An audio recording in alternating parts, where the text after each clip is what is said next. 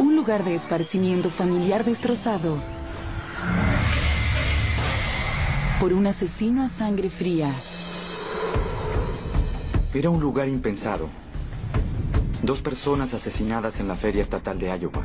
La investigación reveló un complot siniestro.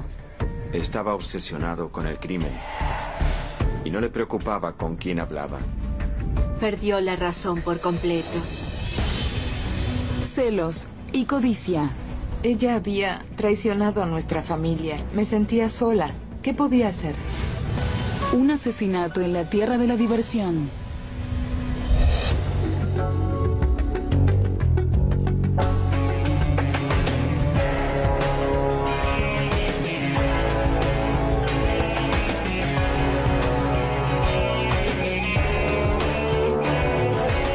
Caso criminal. En la región del Medio Oeste, nada representa mejor la diversión familiar que la Feria Estatal de Iowa, carreras de tractores, ruedas de la fortuna y mucha comida. La Feria Estatal es un evento muy popular en el estado de Iowa. Más de 1 millón de personas asisten cada año a la feria. Todos conocen la feria de Iowa. La mayoría de los habitantes asisten desde niños y siguen yendo todos los años cuando son adultos. Es un evento familiar, una salida de verano.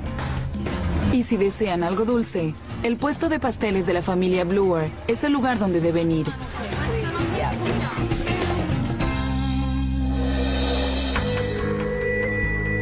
El 12 de agosto de 1996 comenzó como cualquier otro día para la familia Bluer. Jada Bluer, de 16 años, y su hermano Bo atendían el puesto familiar en la feria. Preparaban y vendían los pasteles mientras mamá y papá se ocupaban de otras tareas. Lo hacíamos desde que teníamos 6 o 7 años. Sabíamos abrir, sabíamos cerrar. Nuestra tarea era ir a la feria y abrir el remolque. Después llegaban mamá y papá. El vagón rojo de los Bluer, la tienda de pasteles Flurry, era un clásico en la feria.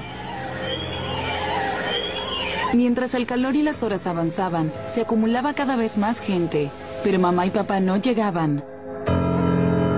A medida que pasaban las horas, la joven Jade estaba cada vez más preocupada. 10 en punto. A esa hora empezó a llegar la gente. Teníamos cada vez más trabajo. No sabía exactamente qué hora era, pero sabía que era tarde. Teníamos 2 intercomunicadores. Tomé la radio y dije, mamá, papá, ¿dónde están?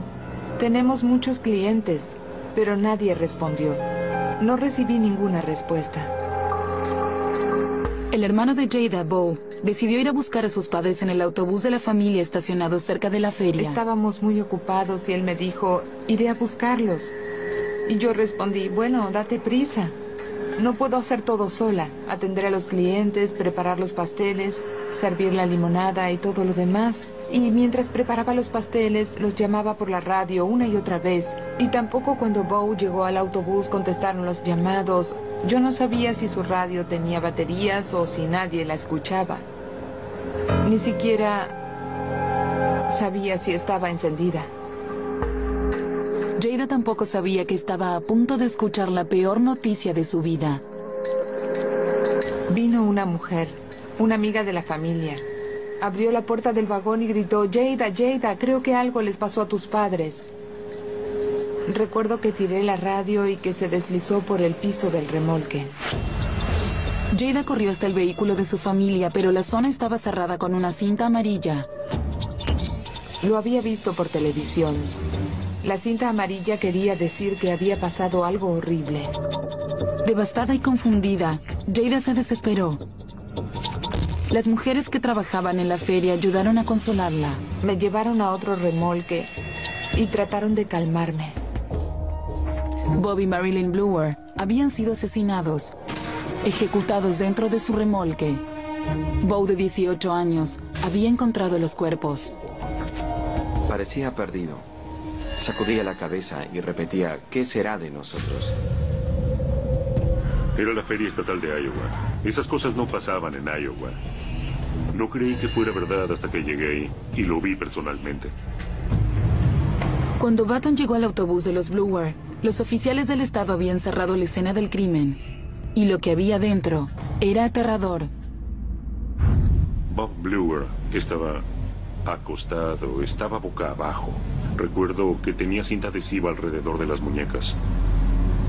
Marilyn Bluer estaba boca arriba y tenía las manos atadas. Tenía cinta adhesiva alrededor de la boca y de la cabeza, y los dos tenían disparos en la cabeza. The victims were bound, they were gagged, and they died from gunshot wounds. Era algo en verdad increíble. Que uno de los oficiales de policía nos informara que 2 personas habían sido asesinadas en la feria estatal. La gente estaba impresionada.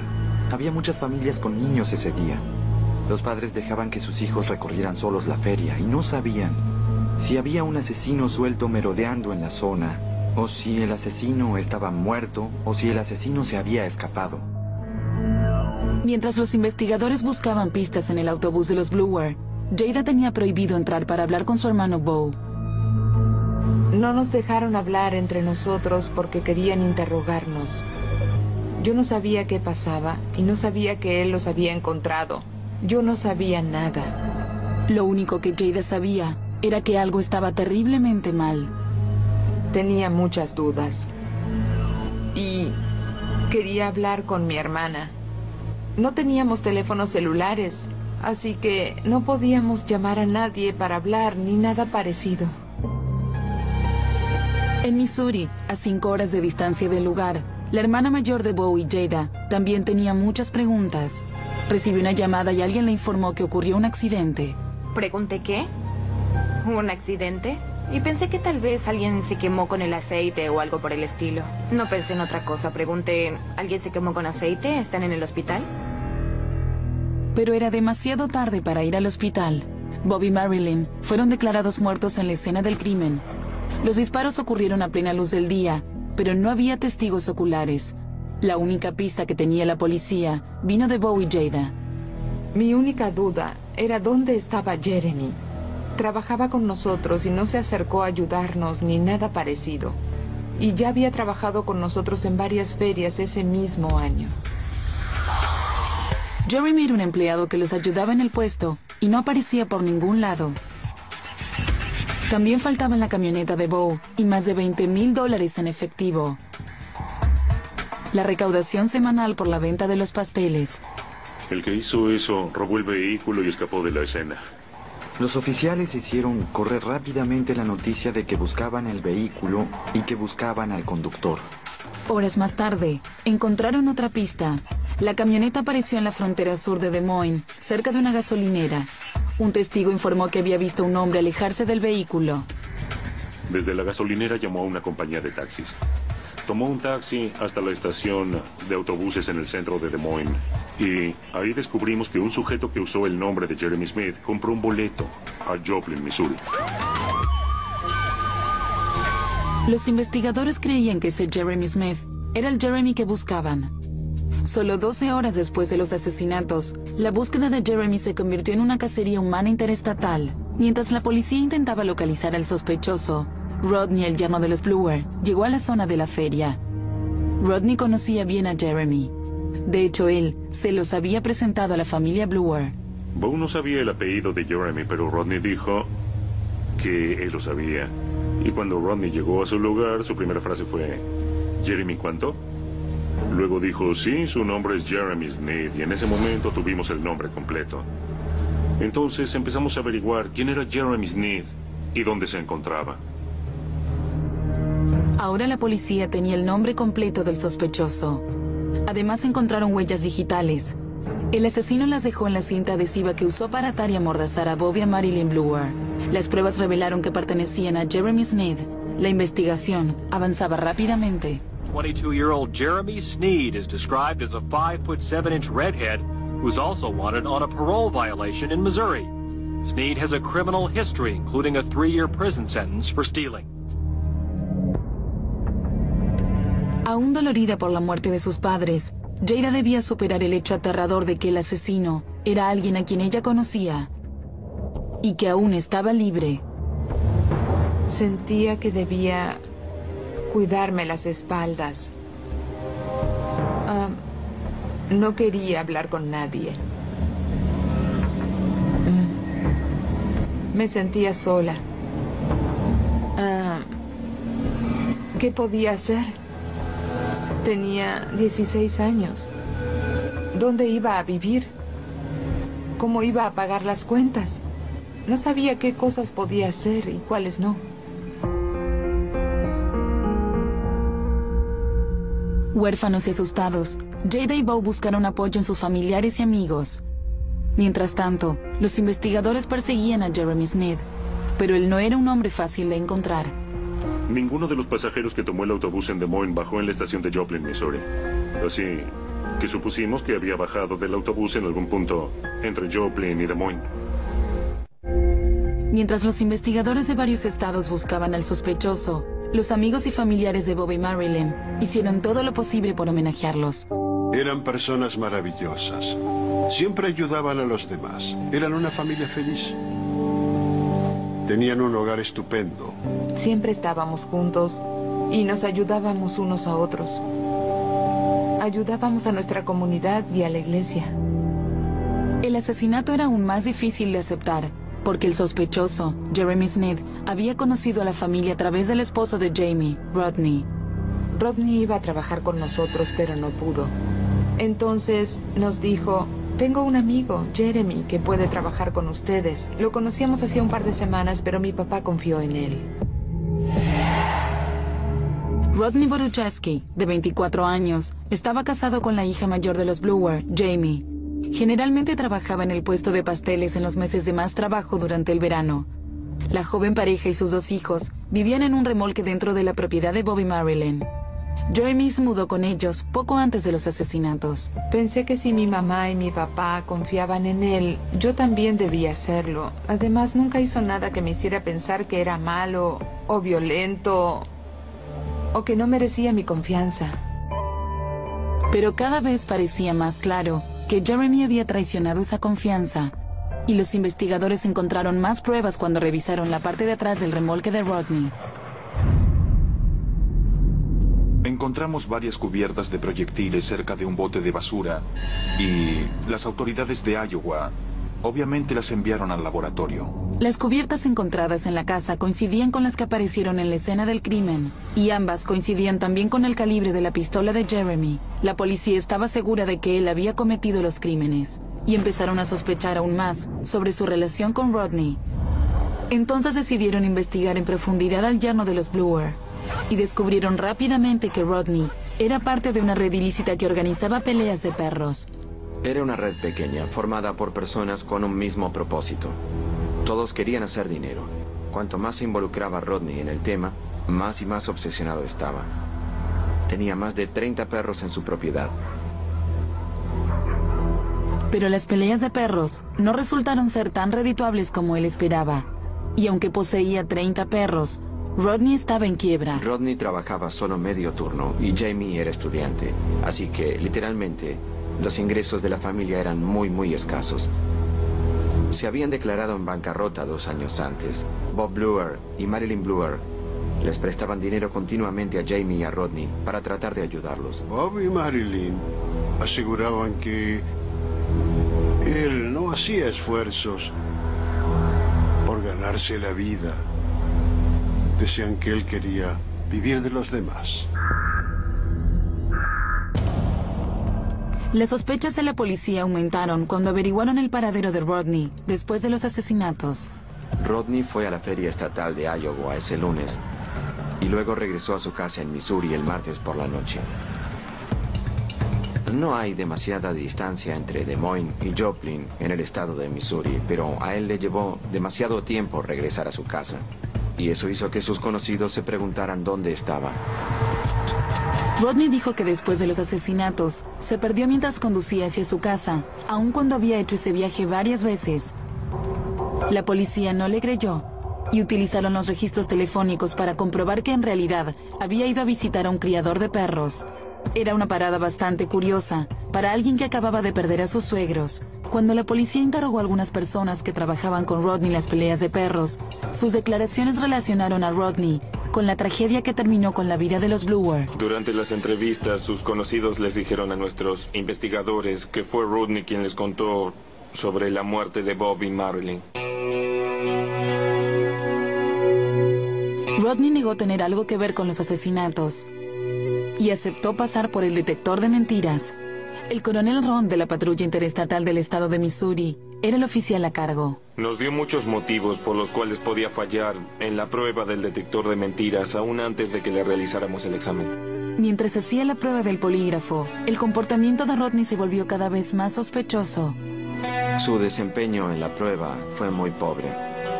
Dijo que necesitaba ir al baño urgentemente y con esa excusa se escapó del edificio y la policía estaba muy molesta por el hecho de que se hubiera ido. Se fue a su casa, habló con su esposa Jamie y luego llamó a la policía y dijo: señores, lamento haberme ido. Solo quiero que sepan que les oculté información. Y luego dijo que nos daría esa información sobre su participación en el caso. Los temores de Rodney eran acertados. El polígrafo demostró que mentía. Él seguía negando. Sí, probablemente fallé en el polígrafo. Y tengo una razón para explicarlo, pero no puedo decirles cuál es. Rodney contó otra historia.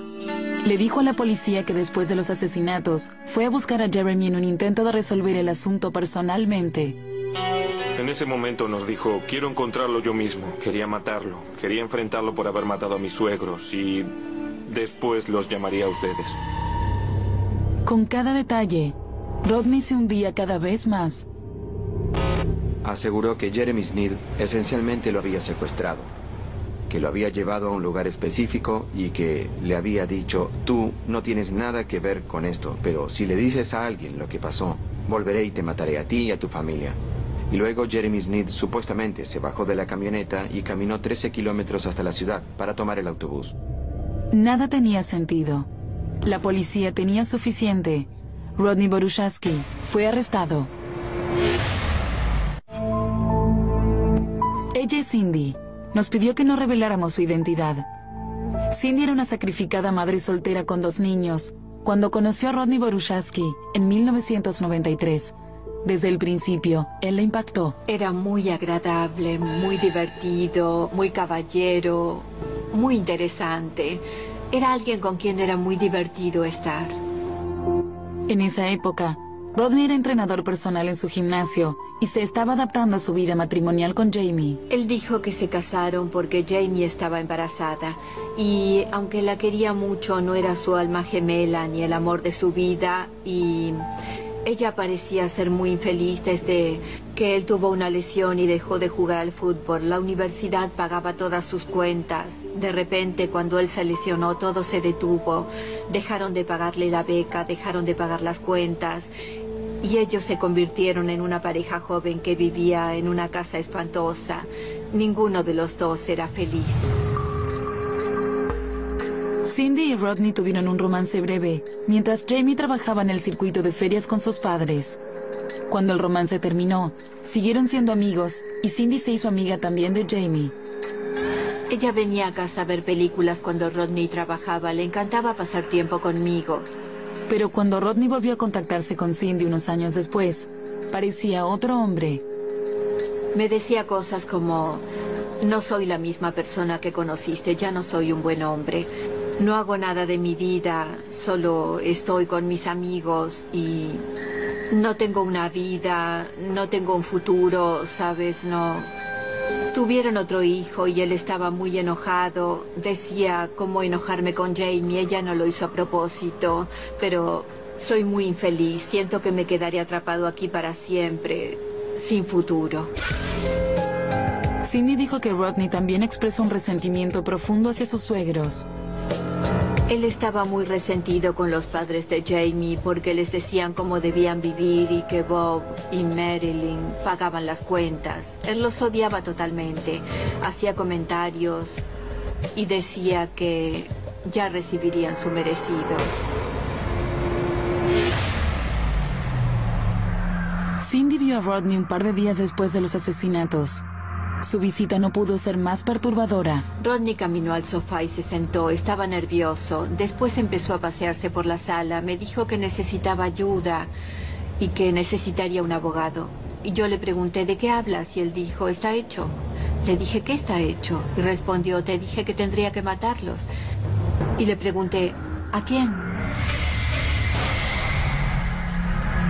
Cindy no sabía nada sobre los asesinatos, pero el comportamiento de Rodney la dejó completamente alterada. Estaba aterrada. Él trajo del auto un oso de peluche con un pañuelo atado al cuello. Era un oso grande. Y me dijo, no te preocupes, está muerto. Le corté la garganta. Tiró la cabeza hacia atrás y me mostró el interior del muñeco. Tenía muchos billetes adentro. El dinero escondido dentro del oso de peluche era el que habían robado de la caja fuerte de Bob y Marilyn Bluer. Era dinero manchado.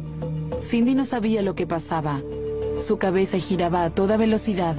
Tenía una sensación de pánico y estaba en shock, ¿sabes? Y en ese momento empecé a pensar, usando mis conocimientos, que él había perdido completamente la razón. Rodney le dejó el oso de peluche a Cindy para que lo cuidara. Ella estaba paralizada de terror. Después del arresto de Rodney, Jamie empezó a llamarla una y otra vez.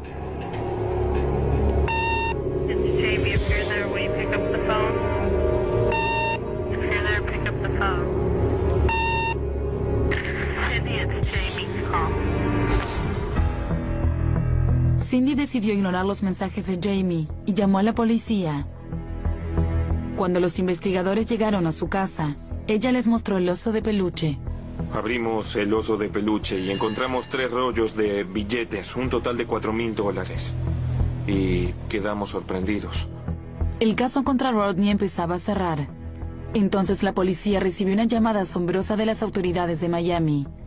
Jeremy Sneed se había entregado. Recorrió todos los Estados Unidos. Se fue desde Kansas hasta Nueva York, de Nueva York a Seattle, de Seattle a Los Ángeles, de Los Ángeles a Chicago, de Chicago a Washington y terminó en Miami. Durante todo este tiempo gastó su dinero en drogas y en varios cambios de tatuajes. Tuvo relaciones sexuales con prostitutas y finalmente llegó al punto en que se sintió cansado de escapar.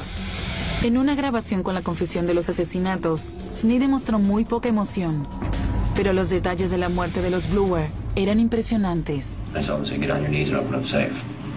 And that's when I pulled the other gun out and pointed it towards the 22. I pointed that one towards Marilyn. Told her to sit down, not say a word, keep her hands on the table.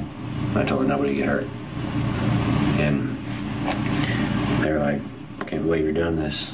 And so we trusted you and everything.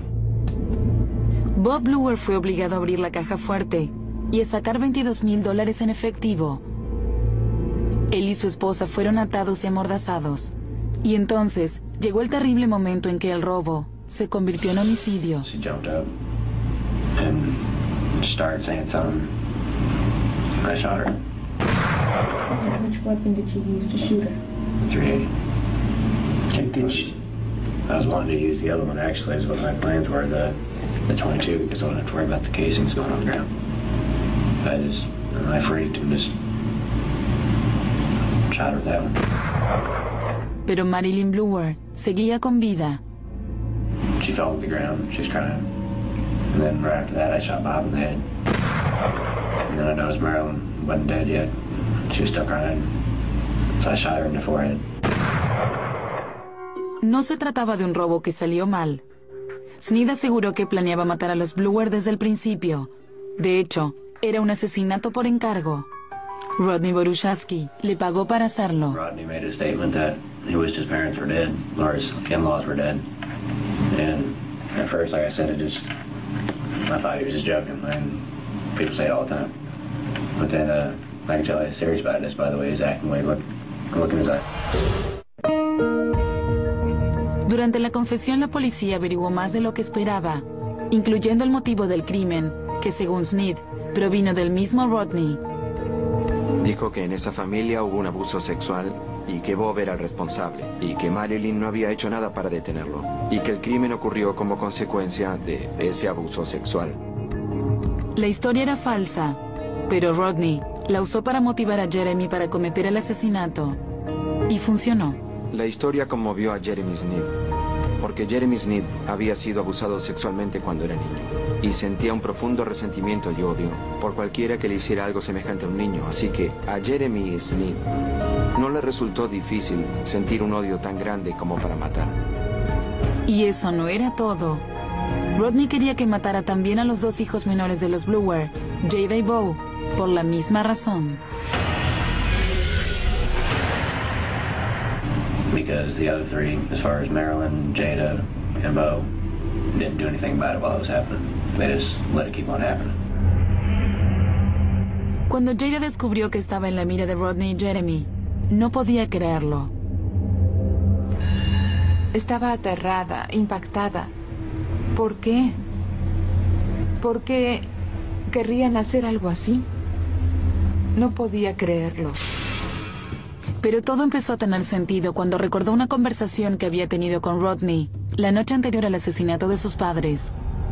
Rodney le ofreció a Jada llevarla de regreso a su casa en Missouri. Le agradezco a Dios no haber aceptado. Todos los días. Él me hubiese hecho algo. El juicio de Rodney comenzó 5 meses después de los asesinatos y provocó una gran tensión en la relación de Jada y su hermana Jamie, que defendía firmemente a su esposo. Pero mientras Jamie le demostró su apoyo, algunos de los mejores amigos de Rodney cambiaron de idea. Él era lo más cercano a un hermano que tuve en la vida. Solíamos sentarnos en la terraza solo a hablar.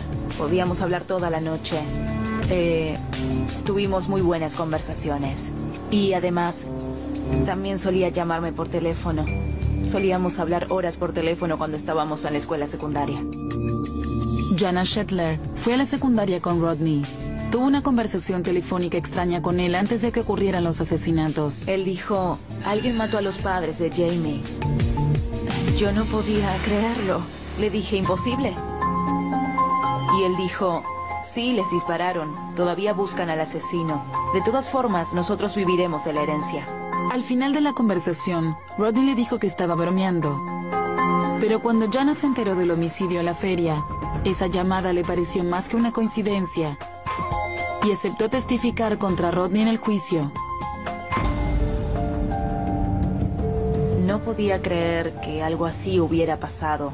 Definitivamente me horrorizaba el hecho de verme del lado de la acusación. Esas cosas no deberían pasar. Durante el juicio, los testigos dudaban de qué lado deberían estar. Los amigos de Rodney de la época de las peleas de perros dijeron que sabían que él quería matar a los Bluer. Rodney tenía un problema, y su problema era que estaba obsesionado con el crimen de sus suegros y de su cuñado y de su cuñada. Y no le preocupaba con quién hablaba. Se lo dijo a sus amigos, se lo dijo a sus conocidos y les contó a todos que quería ver muertos a sus suegros. A través de maniobras legales se evitó que Jeremy Sneed, autor material confeso y coacusado de Rodney, diera su testimonio. El jurado nunca lo escuchó decir que Rodney lo había contratado para matar a los Bluer. Pero a medida que avanzaba el juicio, quedó claro que el mayor problema de la defensa era el mismo Rodney. Los fiscales dijeron que Rodney simplemente no podía mantener su historia. Era tan inconsistente en lo que decía que cuando testificó en el estrado, su declaración sonó completamente increíble. Los fiscales dijeron que el motivo era simple. Rodney quería quedarse con el dinero de Bob y Marilyn. Supuso que si le sucedía algo malo, él heredaría su dinero. La fiscalía hizo hincapié en el impacto emocional del crimen de Rodney. He did the ultimate betrayal. He killed a family member for money. Para los hijos de los Bluer, el juicio no pudo ser más doloroso. Cuando cada hermana testificó para el lado opuesto del caso, la familia quedó dividida. Yo sentía que ella había traicionado a nuestra familia. Pero Jamie fue mucho más allá al defender a su esposo Rodney. Ella le dio a la defensa un relato diferente de lo ocurrido. Lo más importante de todo, y la parte más patética del juicio, fue ver a Jamie culpar a su hermano. Jamie dijo que su hermano menor, Bo, era el culpable, que él había organizado el complot para matar a sus padres. Fue una declaración impactante. Tuvo el descaro de subir al estrado para señalar a Bo como el responsable de la muerte de sus padres. ¿Cómo pudo hacer de eso a su hermano? Ese fue el momento en el que se supo la verdad. El jurado no estaba seguro de lo que había pasado porque no había escuchado a Jeremy Sneed y nunca lo escucharían testificar, pero sabían que estaba involucrado. Y luego ellos llegaron a cometer la bajeza de acusar al hijo que encontró muertos a sus padres dentro del autobús. Y llegaron al punto de acusarlo durante el juicio de estar involucrado. Dijeron que él le había robado dinero a su padre y a su madre y se los había entregado a ellos. Esa era su justificación para los $4,000 que estaban dentro del peluche que le dejaron a Cindy Bacon. La defensa terminó el alegato. Era hora de que el jurado decidiera quién decía la verdad. Después de deliberar durante 3 largos días, llegaron a un veredicto. Guilty of the crime of murder in the first degree of Marilyn Bluer. Rodney Boruchaski fue condenado por homicidio y sentenciado a cadena perpetua. Su esposa Jamie, su principal defensora, se quedó completamente sola. Me sentía abrumada. Era como una pesadilla. Sentía que despertaría en cualquier momento. Pero aún no despierto. Pero la pesadilla de Jamie aún no terminaba. Jeremy Sneed, el autor material confeso, siguió el caso desde su celda en la cárcel y decidió hacer una declaración. Dijo que tanto Jamie como Rodney habían mentido durante el juicio cuando acusaron a Bo Bluer de ser la mente criminal que planeó el homicidio. Contactó a un periódico local e hizo una entrevista con ellos. Dijo que Bo Bluer no tenía nada que ver con los asesinatos, que había sufrido lo suficiente, que era una víctima inocente y que era un error de Rodney y Jamie Boruchaski culpar a Bo del asesinato. Para Jamie la presión crecía y eventualmente se quebró. Admitió que su declaración contra Bo era mentira y dijo que estaba desesperada por evitar que su esposo fuera a la cárcel. Me sentía culpable y deprimida. Me sentía horrible por toda la situación. Pero el daño estaba hecho. El testimonio de Jamie dividió a la familia y había demasiado dolor como para poder recomponer la situación. 2 hombres fueron a prisión por los asesinatos de Bob y Marilyn Bluer. Uno de ellos trabajaba para la familia. El otro era su propio yerno. Desde la cárcel, el autor material Jeremy Sneed aseguraba que había otra persona involucrada en ese complot siniestro. Y esa persona era miembro de la familia Bluer, su hija mayor, Jamie. Did Jamie know about the murder? As far as I was gonna happen, yeah. En su confesión, meses antes del juicio, Sneed dijo que Jamie sabía todo, que incluso les dijo cuánto dinero recibirían por el seguro de vida de sus padres.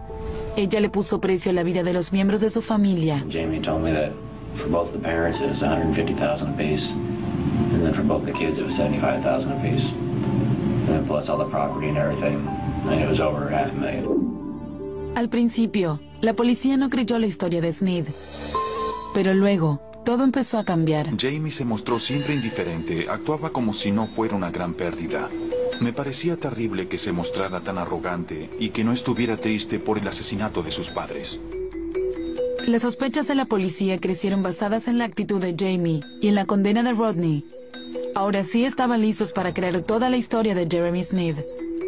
Él le dijo a la policía que él y Jamie tuvieron un romance antes del asesinato de sus padres y que él se enamoró. Did you get intimate with her during the week that Rodney was gone?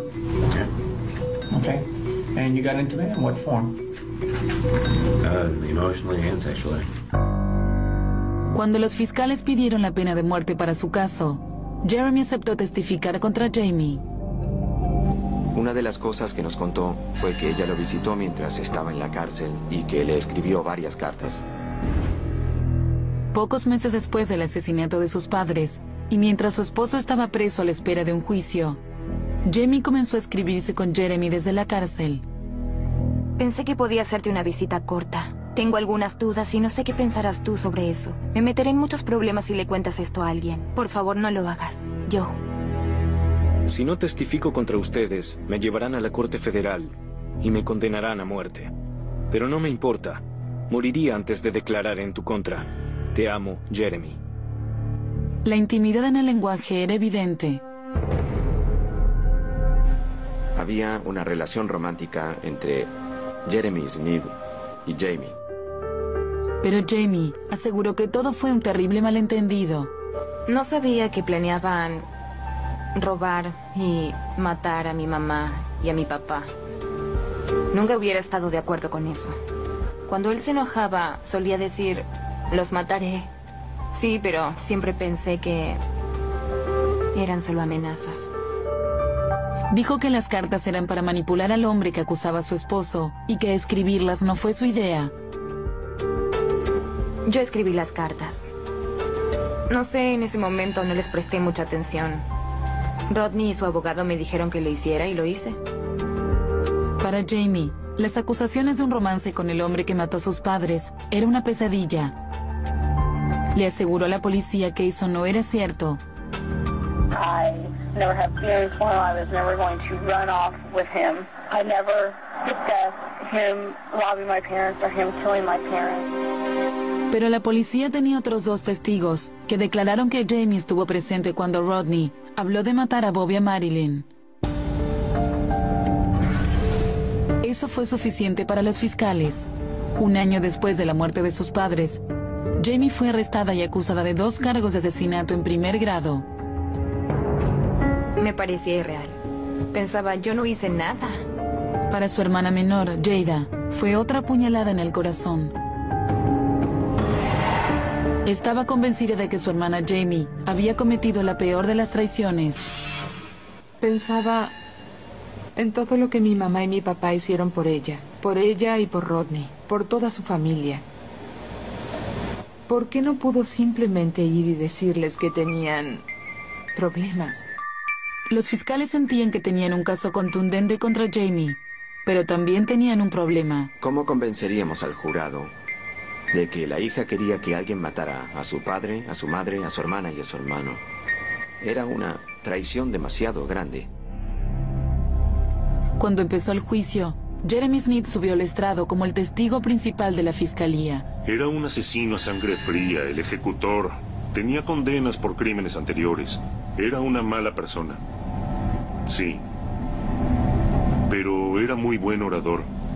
Era brillante. Sneed dijo que él y Jamie eran socios en el amor y en el crimen. Relató los sórdidos detalles de su relación, del complot para matar a los Bluer y de la división del dinero. La parte más escalofriante de la declaración fue escuchar al asesino. Escuchar cómo Jeremy Sneed nos contaba lo que había hecho. Sin dudas, era el testigo estrella de la fiscalía y cumplió su cometido. Fue muy directo, muy frío y metódico en el testimonio sobre su participación y la de los Burushasky. Si quedaba alguna duda acerca de cómo ocurrieron los hechos, él las aclaró en su declaración. El motivo fue la codicia, el motivo fue el odio, el motivo fue el dinero. Sin importar lo que el jurado pensara sobre la personalidad de Jeremy, su testimonio fue devastador. Entonces, llegó el turno de la defensa. Jamie subió al estrado y negó tener participación en el complot para matar a sus padres. Y negó también que ella y Sneed mantuvieran una relación romántica. Él y yo nunca tuvimos una relación sentimental. Y nunca tuvimos relaciones íntimas. Su abogado tenía una explicación para el intercambio de cartas con Jeremy durante el periodo en que Rodney esperaba su juicio. Ella quería ganarse la confianza de Jeremy y estaba dispuesta a hacer todo lo necesario para lograrlo y para asegurarse de que no testificaría contra su esposo. Jamie dijo que no tenía nada que ver y admitió estar avergonzada por la serie de mentiras que dijo en su testimonio durante el juicio de su esposo, como cuando sugirió que su hermano Bo podía ser parte del complot. Sus abogados estaban confiados de que el jurado creería en la palabra de Jamie por encima de la de un asesino confeso. Tenía una personalidad muy cálida y extrovertida. Era una joven estudiante y además era madre. Tenía 2 hijos pequeños. Ella... pensamos que era muy creíble, que tenía todo a favor. El caso pasó al jurado. Deliberaron durante 3 días. Cuando la trajeron de vuelta a la corte, miró a los jurados a los ojos y trató de sonreír. Pero ninguno de ellos le devolvió la mirada. Jamie fue declarada culpable de los 2 cargos de homicidio en primer grado y la sentenciaron a cadena perpetua. Me quedé sin aire. Entonces se acercó una policía y me dijo que pusiera las manos en la espalda. Yo no podía creer que no iría a casa. No podía creer Que le creyeran a él más que a mí. Participé en varios casos de homicidio, pero este es el que más me impactó. Aunque Jamie agotó sus posibilidades de apelación, aún confía en que algún día quedará en libertad. Aún pueden conmutarme la pena a mí. Todavía me queda esperanza. No creo que la prisión me cambie la vida. No soy la mujer sin corazón que las personas creen que soy. Jamie Burujaski quiso que creyéramos que no era más que una conocida casual de Jeremy Sneed. Pero resultó evidente a través de las cartas y de los testimonios que eran mucho más que conocidos. Y eso ayudó a implicarla. Ella tenía muchas versiones de lo que hizo y de lo que no hizo. Jamie no tiró del gatillo, pero estuvo involucrada en la organización del doble asesinato. Fue algo increíble. Me sentí aliviada de que la castigaran por lo que ella había hecho. Estaba triste, pero ella participó y tenía que pagar por eso. Todos los que participaron de la acusación continúan impactados de que semejante historia de crímenes y traiciones sucediera tan cerca de sus casas. La razón por la que fue tan inusual es porque involucró violencia, involucró sexo, involucró infidelidad e involucró la peor de las traiciones. Una mujer que se complotó con su esposo y con otra persona para asesinar a sus padres y a sus hermanos. En esa época llevaba trabajando como fiscal 18 años y nunca había visto algo así. Decir que fue un caso lleno de giros y sorpresas es realmente poco. Desde el principio fue un caso impactante y las sorpresas aparecieron una detrás de otra. Saber que 2 personas habían sido asesinadas en una feria estatal y saber que el motivo fue simplemente la codicia. Todo este caso fue impactante y fue probablemente uno de los casos criminales más publicitados en todo nuestro estado. La condena de Jamie fue otro golpe devastador para su hermana Jada. Es desgarrador. Es muy desgarrador. Pero la culpa es de mi hermana, de Rodney y de Jeremy. Actualmente, Jada dirige el puesto de pasteles en las ferias estatales. Es un tributo a la memoria de sus padres. Me gustaría que estuvieran aquí.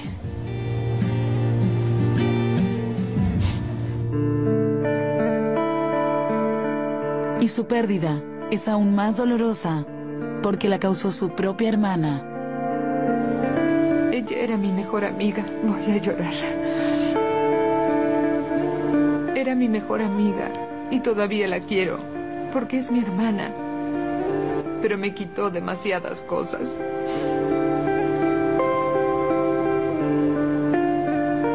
Tal vez mi padre la hubiera perdonado, pero yo no.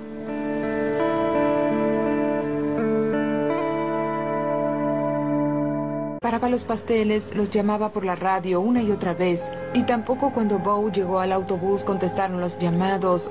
Yo no sabía si su radio tenía baterías o si nadie la escuchaba.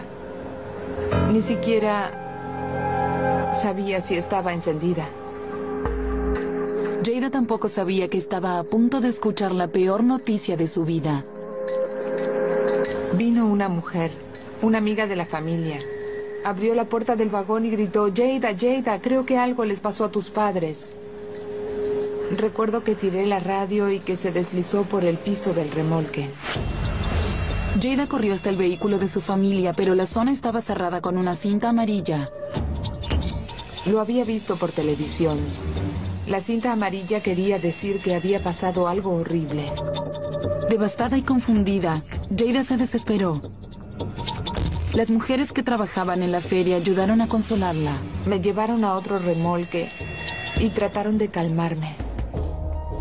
Bob y Marilyn Bluer habían sido asesinados, ejecutados dentro de su remolque. Bo, de 18 años, había encontrado los cuerpos. Parecía perdido. Sacudía la cabeza y repetía: ¿qué será de nosotros?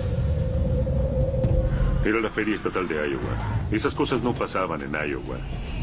No creí que fuera verdad hasta que llegué ahí y lo vi personalmente.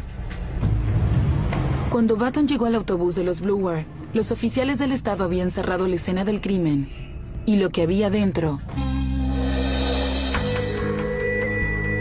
El 12 de agosto de 1996 comenzó como cualquier otro día para la familia Bluer. Jada Bluer, de 16 años, y su hermano Bo atendían el puesto familiar en la feria. Preparaban y vendían los pasteles mientras mamá y papá se ocupaban de otras tareas. Lo hacíamos desde que teníamos 6 o 7 años. Sabíamos abrir, sabíamos cerrar. Nuestra tarea era ir a la feria y abrir el remolque. Después llegaban mamá y papá. El vagón rojo de los Bluer, la tienda de pasteles Flurry, era un clásico en la feria. Mientras el calor y las horas avanzaban, se acumulaba cada vez más gente, pero mamá y papá no llegaban. A medida que pasaban las horas, la joven Jade estaba cada vez más preocupada. 10 en punto. A esa hora empezó a llegar la gente. Teníamos cada vez más trabajo. No sabía exactamente qué hora era, pero sabía que era tarde. Teníamos 2 intercomunicadores. Tomé la radio y dije: mamá, papá, ¿dónde están? Tenemos muchos clientes, pero nadie respondió. No recibí ninguna respuesta. El hermano de Jada, Bo, decidió ir a buscar a sus padres en el autobús de la familia estacionado cerca de la feria. Estábamos muy ocupados y él me dijo: iré a buscarlos. Y yo respondí: bueno, date prisa. No puedo hacer todo sola. Atender a los clientes, preparar los pasteles, servir la limonada y todo lo demás. Y mientras un lugar de esparcimiento familiar destrozado por un asesino a sangre fría. Era un lugar impensado. 2 personas asesinadas en la feria estatal de Iowa. La investigación reveló un complot siniestro. Estaba obsesionado con el crimen y no le preocupaba con quién hablaba. Perdió la razón por completo. Celos y codicia. Ella había traicionado a nuestra familia. Me sentía sola. ¿Qué podía hacer? Un asesinato en la tierra de la diversión.